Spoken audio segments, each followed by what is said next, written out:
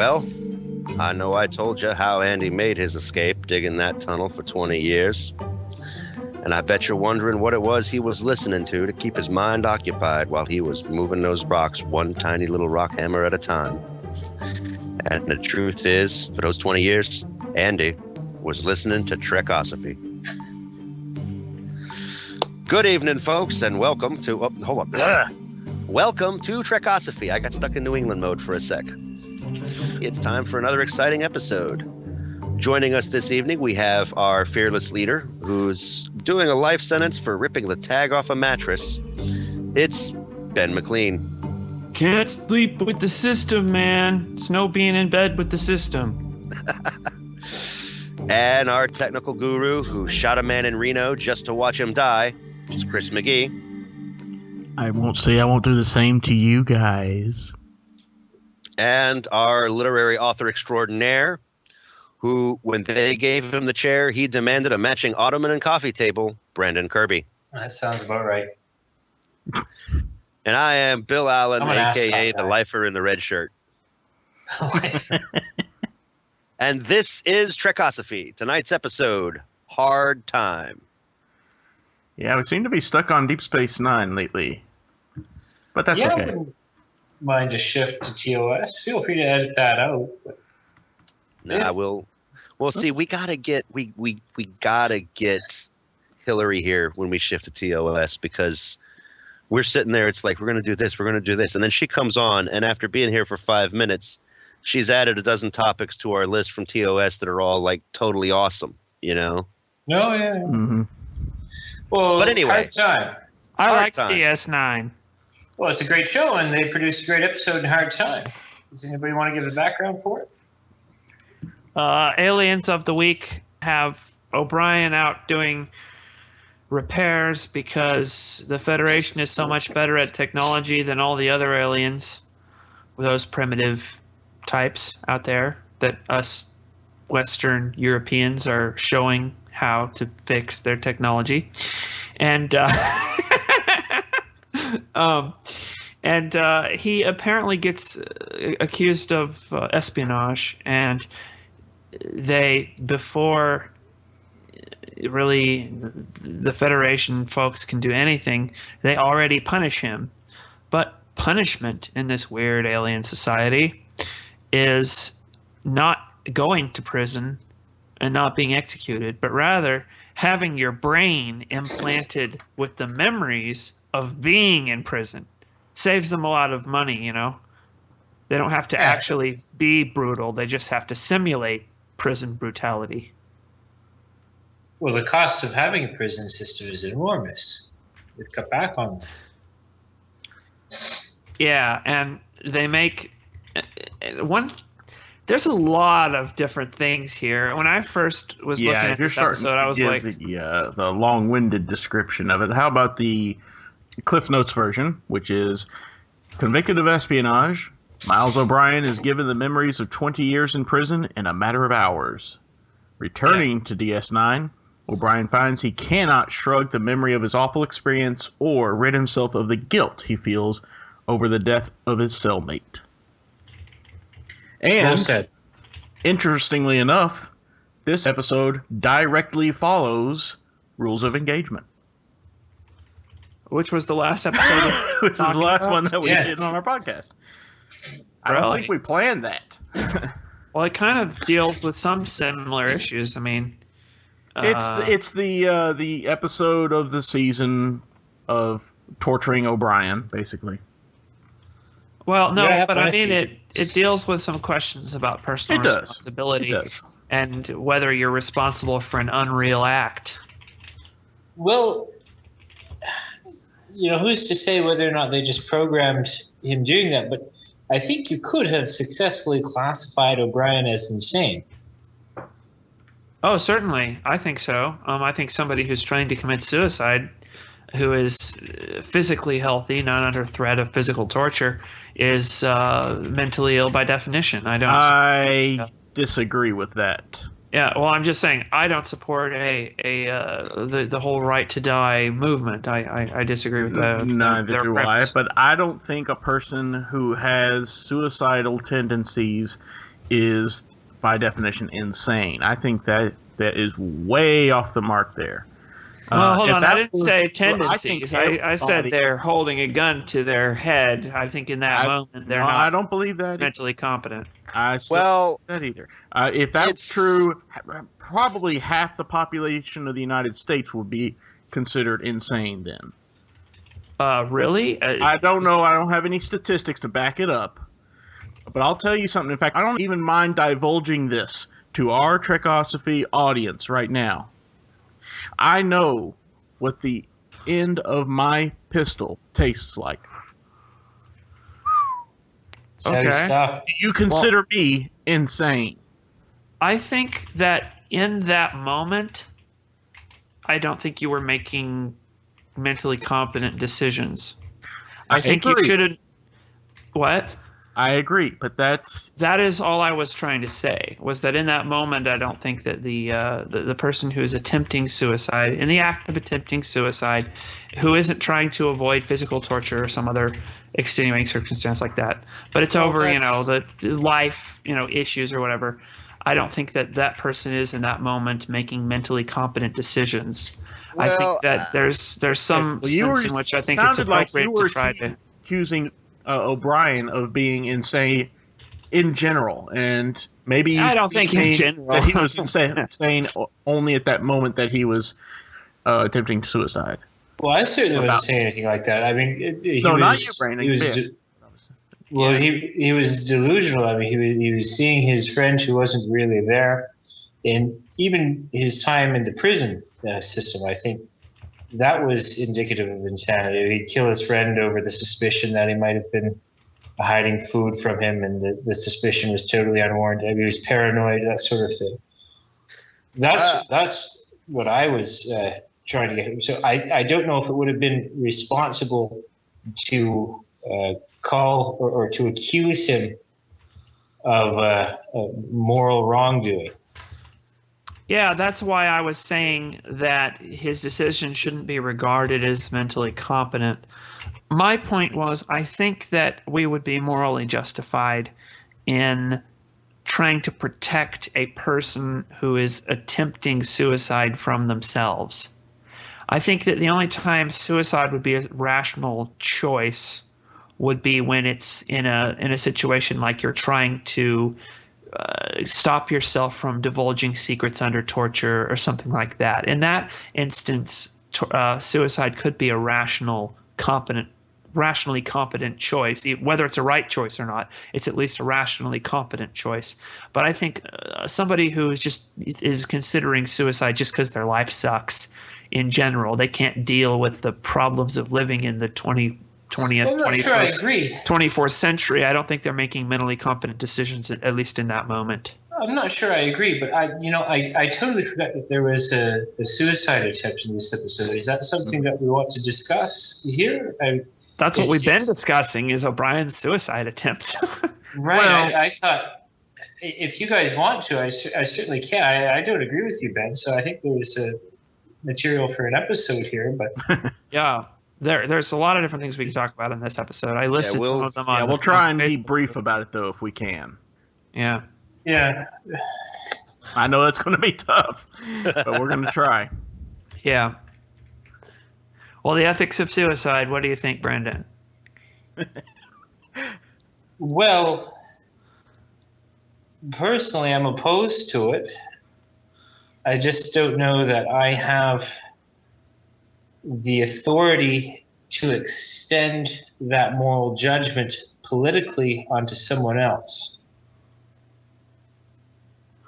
Do you think that someone who is considering suicide is mentally competent? Yes, I do.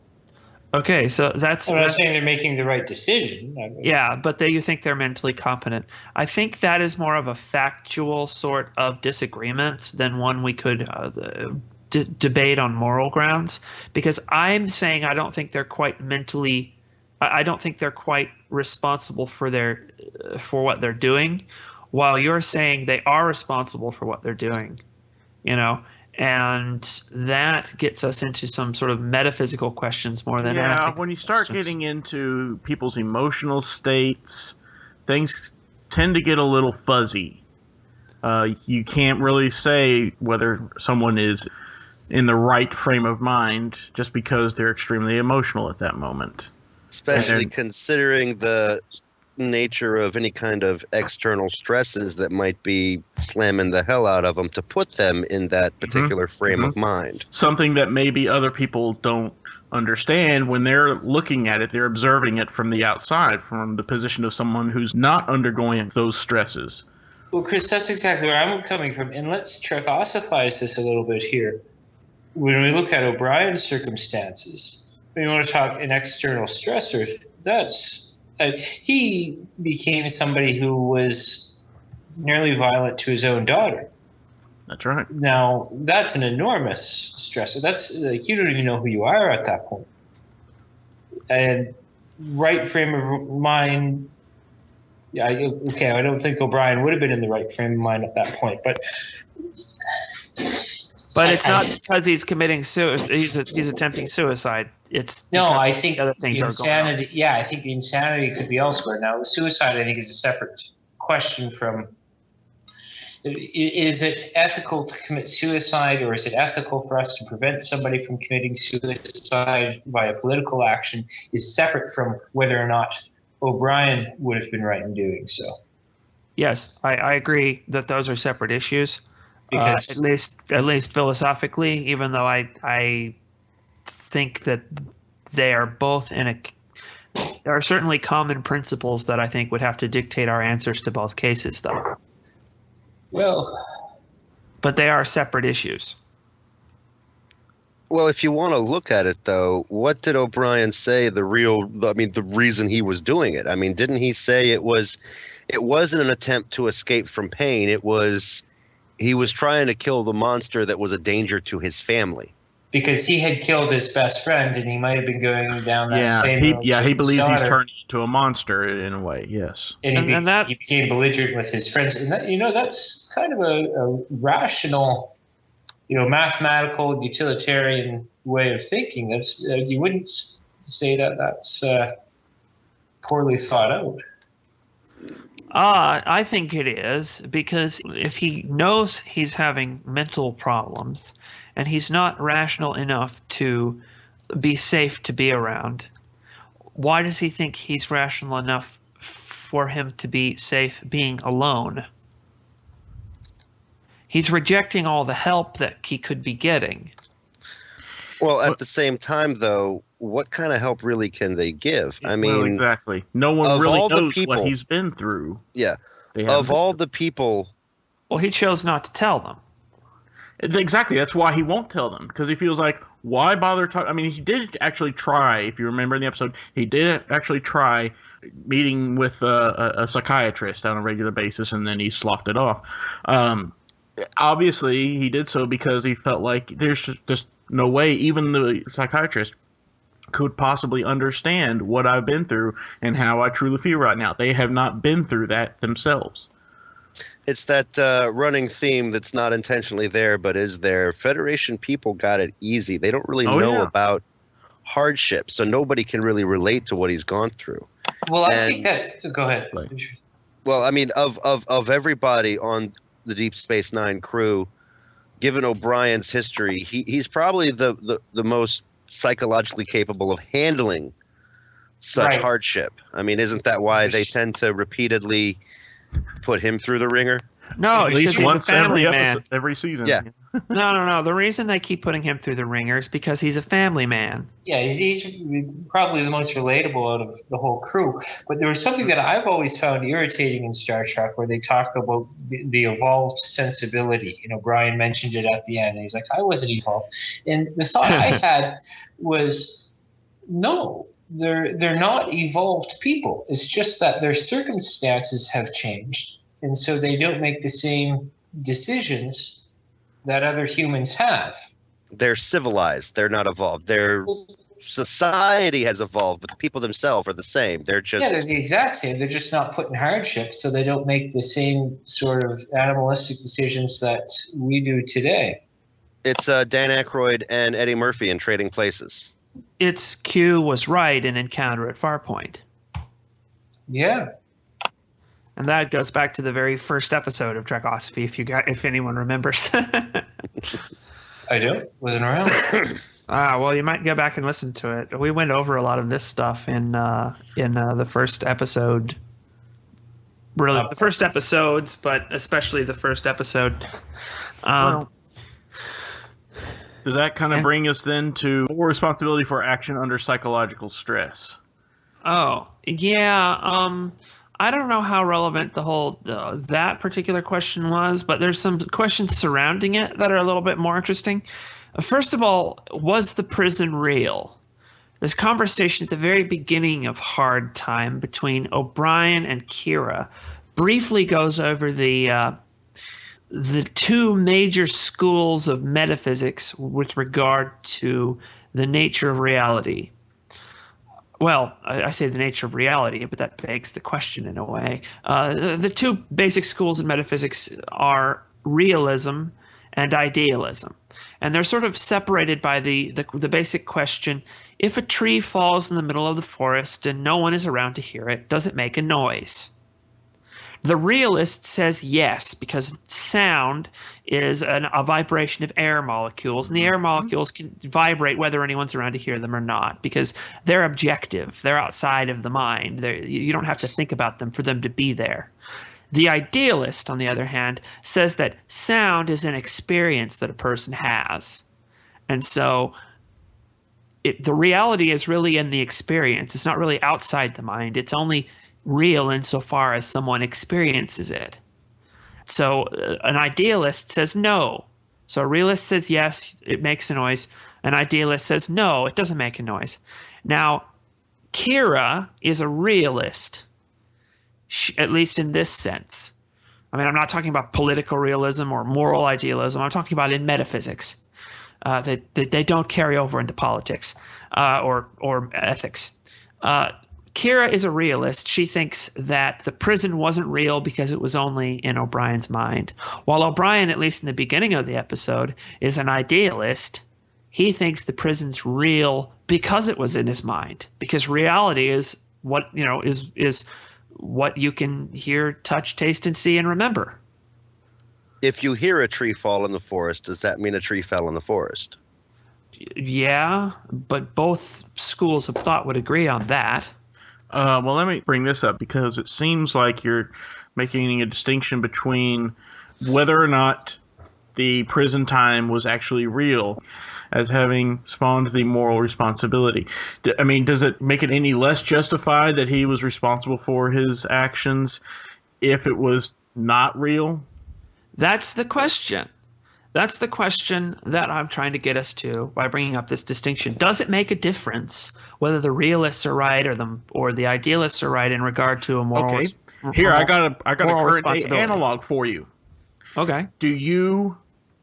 Well, maybe not you personally. I don't know, but do you cry? Rhetorical, do you cry at a sad movie? A movie that has. Now there's an interesting one. It's not real. It's fiction. It's totally staged. But it can move you emotionally. I like it. I'm really bizarre. I don't cry at not you personally. Movies. Like I said, it may not be you personally. Well, yeah, but this is just an interesting anecdote. I don't generally cry at sad movies, but I did cry at the end of Final Fantasy V. Which is really bizarre because it's this 16-bit old video game. Yeah. I get choked up a lot watching Futurama. Of course, And you guys go ahead and laugh, but let me tell you something. They've got that whole epic love story thing going on, and they really get at the heart of the human condition. Watch the episode about Fry's dog and tell me you're going to watch that episode and not cry at the end. I'm not an animal person. I saw that, and there wasn't a dry eye in the room. And you understood why. You may not be an animal person, but you saw that emotional connection, right? Hey, just watching Hard Time, did you not feel any emotions at all watching that episode? Well, if I... Who you asked? Are you posing the question in general? Any of you. Well, it did, but just being reminiscent of real life circumstances, that's the sort of thing that it put together in my mind. I got a really bad feeling in my stomach when O'Brien was having the scene with his family. And I don't know, it's hard to put a finger on why. I guess it's just how he was in that moment was failing as a father. Not always, but in that moment was failing as a father. And then how immediately afterward he realized it, but there was nothing he could do to fix it at that point. Yeah. And some things you can take back and some things you can't. Yeah, I felt a lot of sympathy for O'Brien for various. I mean, because the dude, he went through the ringer. yeah. But I didn't really feel a lot of fear or worry for him because, I mean, that's one thing about Star Trek that they have a hard time getting right is there's kind of a disconnect where, oh, they're the main character. They're not going to die. Everything's going to work out in the end. And it usually does. Yeah. Mhm. So it's hard to get that. Well, but and, yeah, there is a disconnect. I mean, you think about it. Stories were told. Fiction was done as writing originally. Well, I don't know if plays got in there somewhere, but writing originally. Then there were radio broadcasts in the early 20th century. Then to movies and television shows. Who knows what the next step will be? Maybe in 300 or 400 years, we will have holographic simulations that will be so close to real that it will be hard to distinguish between is this real or is this just, completely fantasy, just a hologram. Or maybe we will regress back to cave paintings. That's an interesting thought.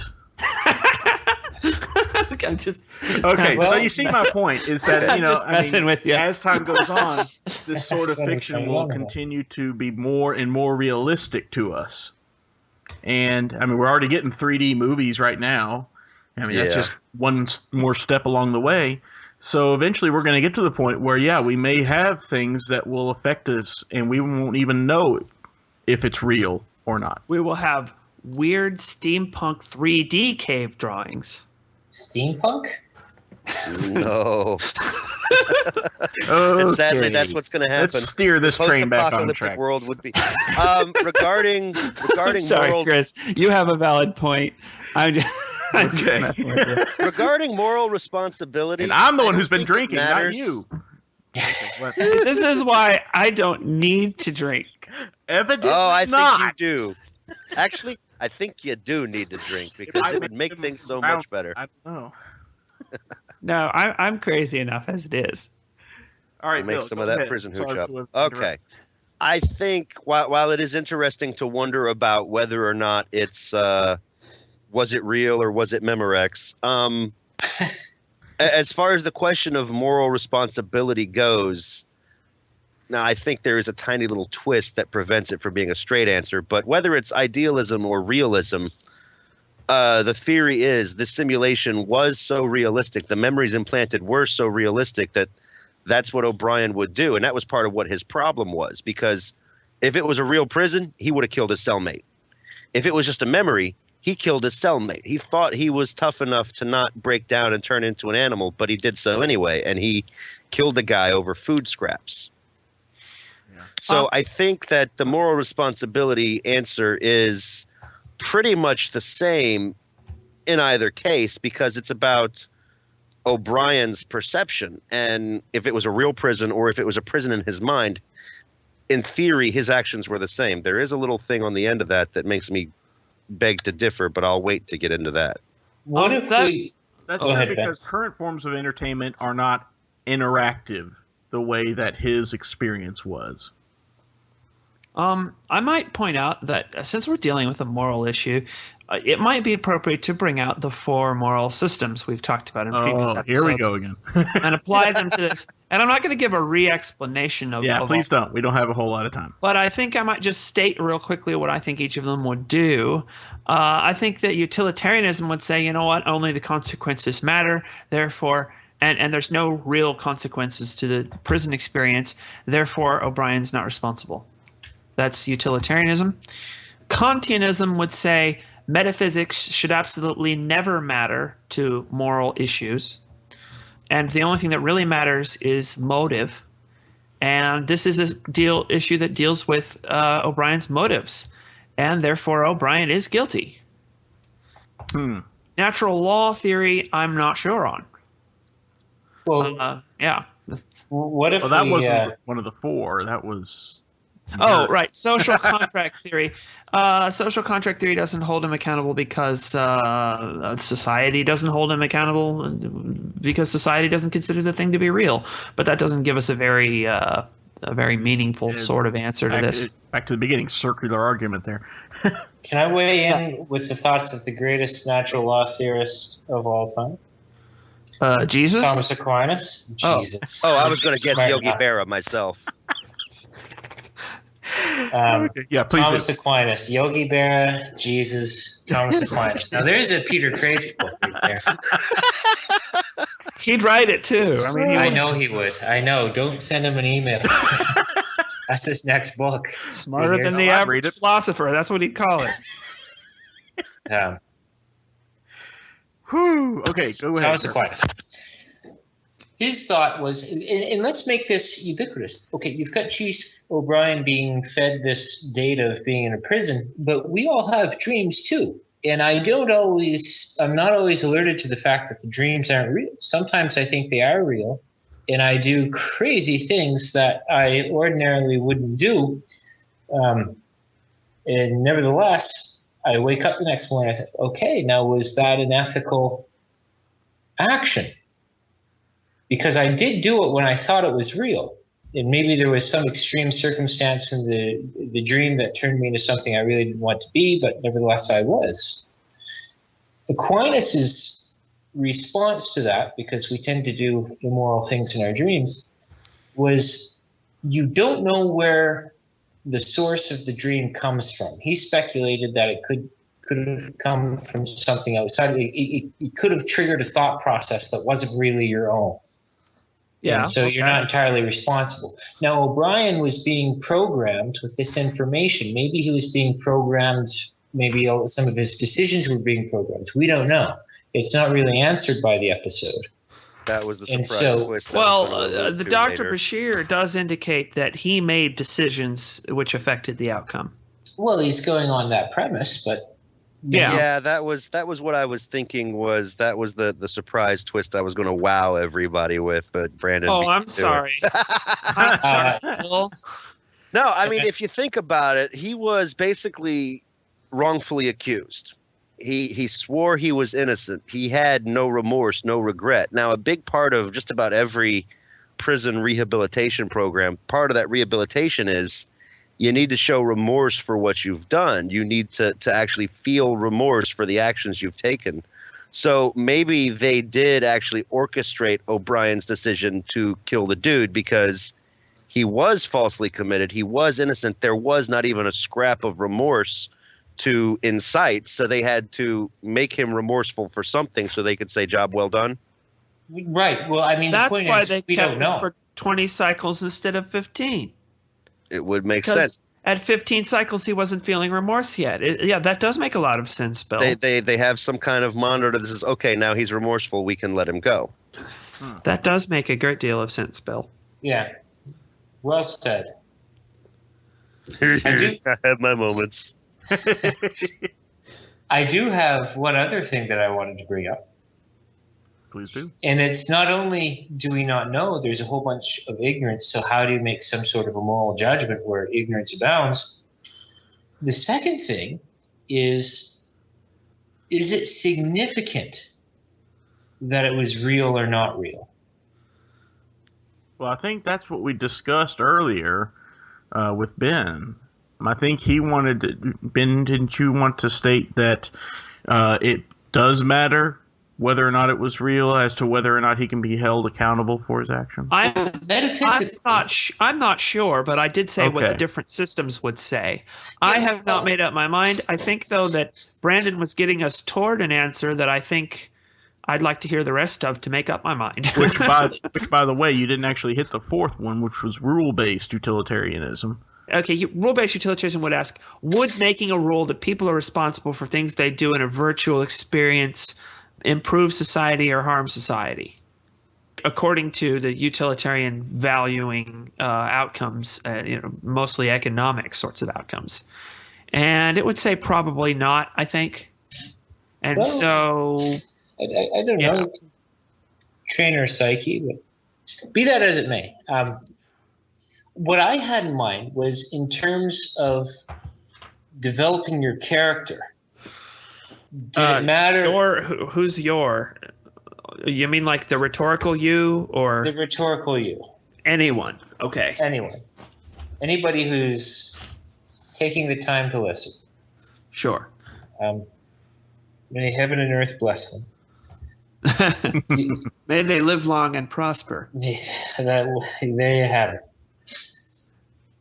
Nietzsche brings up the point of how O'Brien could have overcome this through active forgetting. Dun dun dun. Yeah, it's a source of strength because we can become trapped by very real memories, and you play them again and again in your head like a broken Like an CD eternal or recorder. Yeah. like an eternal Like an recurrence? eternal recurrence. That's the opposite, though, of what he's trying to do here. Here he's trying to take, with active forgetting, there's something very real, and there's a powerful force that allows you to overcome that. Only strong people can do it. And you're no longer imprisoned by previous memories because you've successfully managed to forget them or to not allow them to entrap you. Now, there's the obverse, which is what you're bringing up, Ben. Eternal recurrence, something that's obviously false, but nevertheless you bring yourself to believe it because it strengthens you. Is it significant in terms of development of the character, whether or not it's real or false? I'm not sure how. Eternal recurrence, it shouldn't make any difference to the moral development of the person, whether it's true or false, at least according to Nietzsche. On the other hand, Nietzsche is such a convoluted. It's hard to make final conclusions about Nietzsche, but yeah, the idea of eternal recurrence, it's not supposed to matter. On the other hand, it might matter. Nietzsche might be wrong. It might matter whether there's an eternal recurrence and whether that actually makes a difference to the person. I mean, I wouldn't tell anyone who wanted to argue that it does matter that they're stupid. If they wanted to argue that Nietzsche thought it matters, then I might say, well, that's kind of stupid. But if they wanted to argue that they think it actually would matter, that there actually is an eternal recurrence or isn't, I wouldn't say they're stupid. I'd want to hear their argument first, But the whole point is with eternal recurrence, if we Trekosophize the discussion a bit, O'Brien's retort to Kiro is, well, it's real to me. And in the end, that's the only thing that's significant. It's not significant that it's not real because it still shaped him as a person. Well, I might argue that. For just a moment. Yeah. Can we get a definition, or have you already provided one for eternal occurrence? Well, we can do it again. If we've already provided one, or is it just my alcohol? Hasn't been. I think we might have once in passing in a previous episode, or we might not have. But either way, it's about time we did go over it in this thing. Go, Brandon, if you want to describe it. Brief. I've already gone over quite a bit in this episode, so your turn. My turn to run my mouth. Eternal recurrence. What it is in a nutshell. So here you have mustached magnificence Friedrich Nietzsche putting forward this concept of eternal recurrence, where there's another Ben, there's another Bill, there's another Chris, there's another Brandon having this exact same conversation, because given an infinite time frame, you've only got so many different combinations that can play out, and they can play out an infinite number of times. And there is a whole theory in astrophysics or cosmogony where the universe never really did have a beginning. It just it expands and then it contracts, and then you have the Big Bang and it goes all over again, and it happens again and again and again. And so Nietzsche's proposition from this thought that I'm going to be doing this exact same action an infinite number of times is that our actions should be of such a grandiose nature that they're worth repeating an infinite number of times. And now you raise the question, did Nietzsche really believe that things would eternally recur? And he says, that's not the point. It's what I raised from my book, Bashir and O'Brien debating over the legend of Davy Crockett to find out whether or not it is real. And then you have Worf, the Klingons killed their own gods, like Nietzsche. I says, that's not the point. The point is, how does it affect you? Does it cultivate your character? That's the thing that matters. That's how you treat the event has everything to do with whether or not it makes you a better person or a worse person. And if believing in Genesis literally makes you a better person, that gives you a better relationship to God, well, then by all means, hold on to this belief, hold on to the belief in eternal recurrence. Yeah, it actually does make me think in terms of eternity. I'll catch myself playing solitaire on my computer, and I say, do I want to do this again and again and again? No, I really don't. Okay. Well, what was I doing 5 years ago that I didn't really regret? Well, reading Norse mythology. Okay, well, maybe I should read some more myth. That was exciting. That was fun. Let's do it again. I think Brandon was probably hearing my mouse clicks. Is that what happened? No. Oh, well, I actually was playing solitaire when you said that. Wow. Maybe he has been through this a time or two before. Yeah, maybe it's cause and effect. Maybe you're getting all threes on your solitaire. I don't know. The point is, with O'Brien, the fact that it literally didn't happen doesn't make a difference. It doesn't make a difference for the ethical discussion. It doesn't make a difference towards his own reflection, his own satisfaction, his own happiness. The fact is, it really did affect him. That's the important part. Yeah. That's really the only thing that matters under a Nietzschean framework. Okay. I think since I, as always, try to contradict Nietzsche whenever I can, though not to contradict Brandon, but I always try to contradict Nietzsche whenever I can. So I might raise the argument that, and this is going back to the Trek and the Trekosophy too, which I think would help our discussion. I'd raise the argument that this is sort of an Eastern look at it.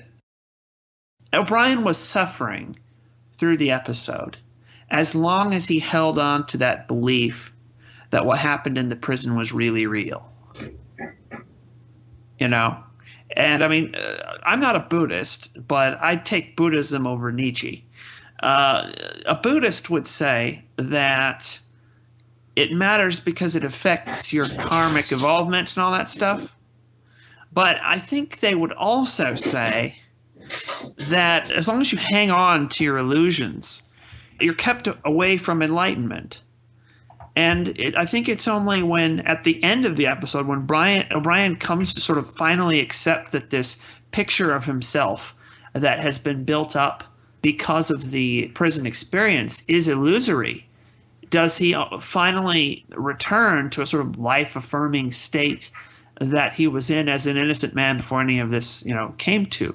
He's only healed once he admits that the experience wasn't real because it was only in his mind.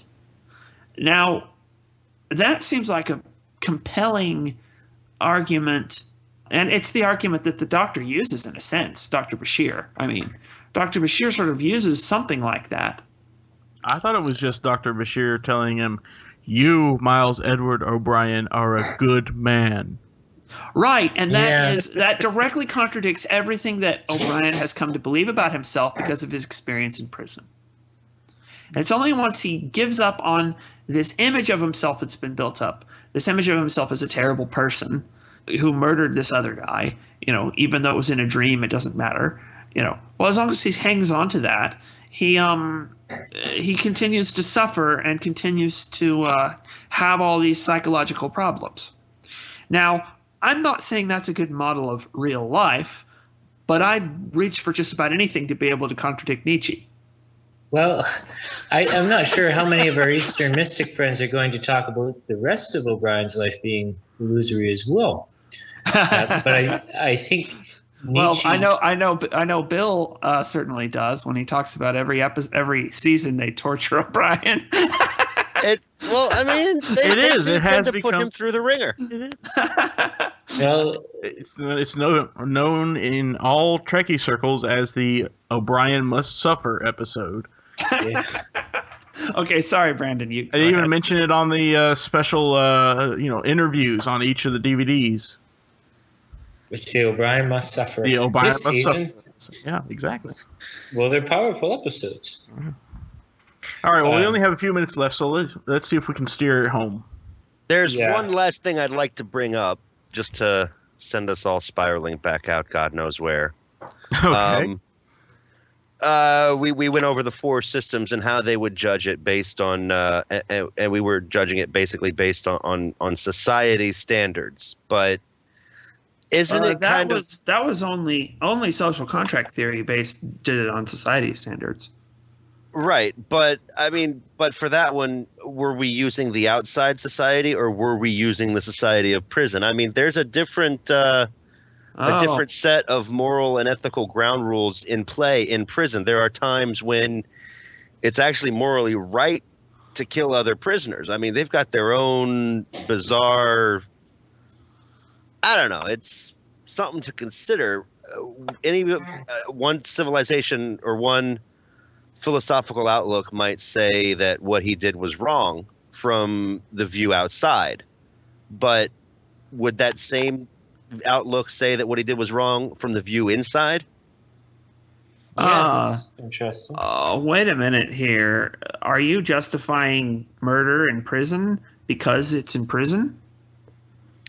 I'm saying when in Rome, do as the Romans do. There are ways to. I mean, the ultimate goal of anybody individually is to survive. The ultimate goal of a collective group is to thrive and survive. And overcoming hardship is a part of that. And Well, part of hold our. on.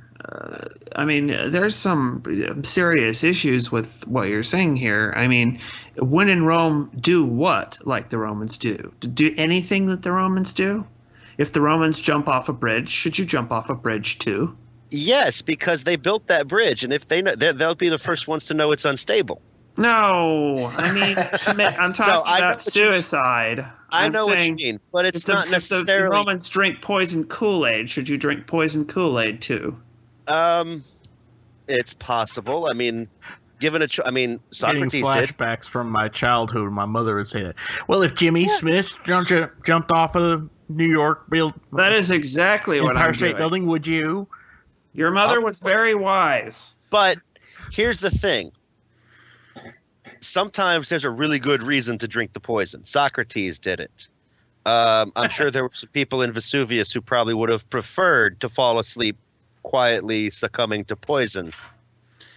Socrates is a very special case because he's, in a sense, being compelled by the laws. I think he was wrong, but I think I do respect that he was standing up for his principles. We always make special cases for the ones we care about. But I think he was wrong. I did say that. I just think he's wrong in a sort of dignified way, while what O'Brien was doing wasn't right by his standards, by the prison standards, by Federation standards, by anybody's standards. If we assume it's real and it counts, then it was wrong. He was taught the way things work in that prison by his cellmate. And that was the system he had to learn to follow and use, because any standard system works just fine in a certain situation. But once you're outside that situation, you start getting that exception to every rule kind of situation. It falls apart. I mean, that's why it's hard. You can't really lock down into just one. You can't have an exception to every rule. Yes. Think about it. No, you can't. Think about it logically. There is an exception to every rule is itself a rule. Yes. Which means somewhere there has to be a rule that doesn't have any exceptions. That's right. Which means that there isn't an exception to every rule. You're there creating is, a paradox, because and you're making a wormhole here. It's a logical contradiction. You could say there are exceptions to most rules. Wait. There is a rule that is an exception to the rule that there is an exception to every rule. And that is the rule that says there is an exception to every rule. My brain hurts. There is no exception. So it is the exception to its own rule. because when you go self-referential, it does look paradoxical because it goes circular, but that's the point. I mean, No, it just is. It just is irrational. What you want to say is there are exceptions to most rules. Well, getting this in, back on track here.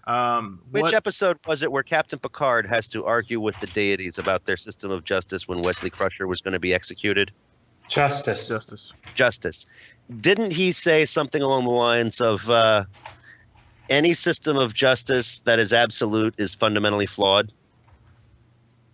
Yeah, he's wrong yeah, it, but he did say it. it's any is All right, any well, x we're is y. That's an dwelling absolute. on minutia here that we don't need to be dwelling upon. Okay, my I gotta general call it a point night. is okay. Yeah, Yeah, see, Bill, you Kirby's finish got your it. point. Bill, you finish your I mean, point. my general point is the rules of society are not necessarily the same rules in prison, and the purpose of any set of rules, any set of moral ethical principles, is to guide you to function, survive, thrive, prosper in a given system. If you change the system, you got to change the rules to match. You can't apply the principles of auto mechanics to working in a fast food restaurant. And don't even try it, man. All right, folks. Well, as impossible as it might sound, we're getting out for good behavior, so that's all the time we have in this joint tonight. Thank you for tuning in. Like us on Facebook, follow us on Twitter, email us at trekosophy@gmail.com. I'd like to thank our host for showing up and showing us a good time, and I'm calling dibs on the top bunk when we eventually end up in real prison. Don't drop the soap. Thank you and good night.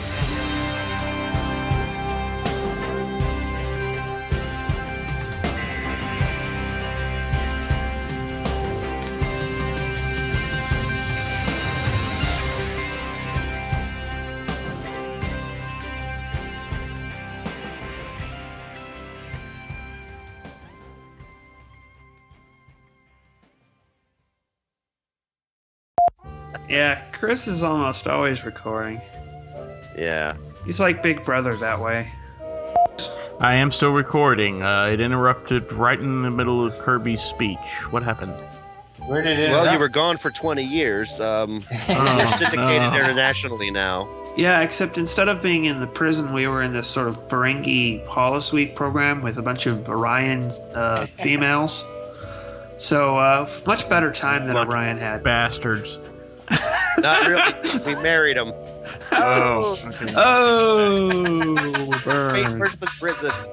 If thing, I love you. Yeah, well, he's on Canada time, and you know. Canada time. It's like Miller time, only the beer isn't as good.